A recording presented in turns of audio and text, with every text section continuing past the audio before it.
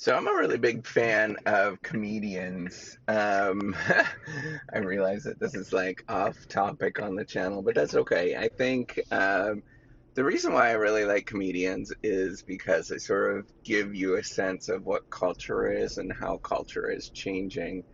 Um, and the reason for that is because they reflect the audience very well, right? So the way that they normally train is that they will get up and they'll do a whole bunch of shows and they'll find out what sort of jokes actually work or conversation stories, whatever the sort of genre that they do of comedy, that actually works with the audience. So they'll go and they'll just keep trying and trying and trying, and over time you sort of build a repertoire of what actually resonates at the moment with culture, what's actually going on. And, people that have been doing this for a long time, you'll see them sort of change and grow as a reflection of what's going on in the culture itself.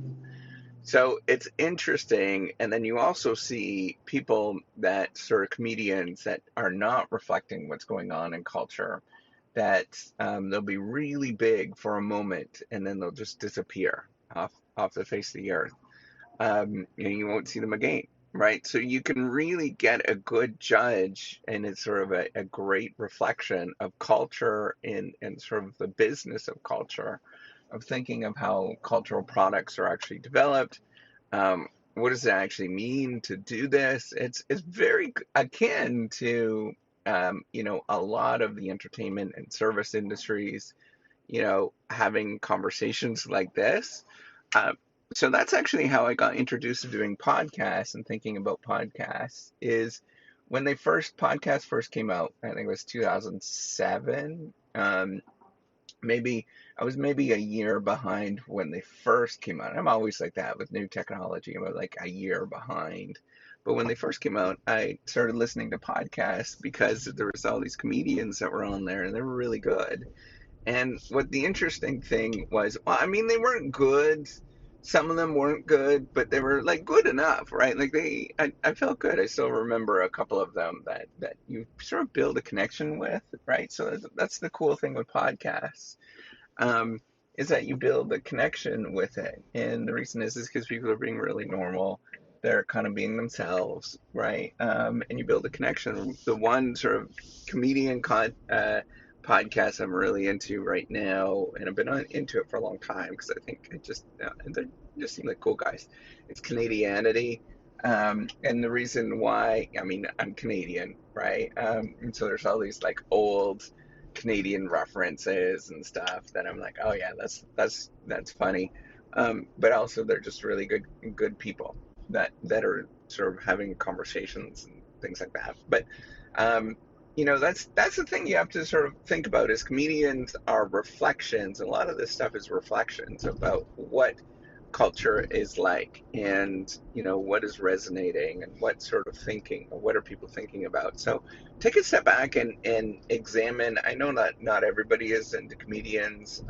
It's probably more of a male thing than a female thing, but take a step back the next time and think about what's actually going on in terms of their audience development and what they're actually doing and how they're sort of reflecting what's going on in culture.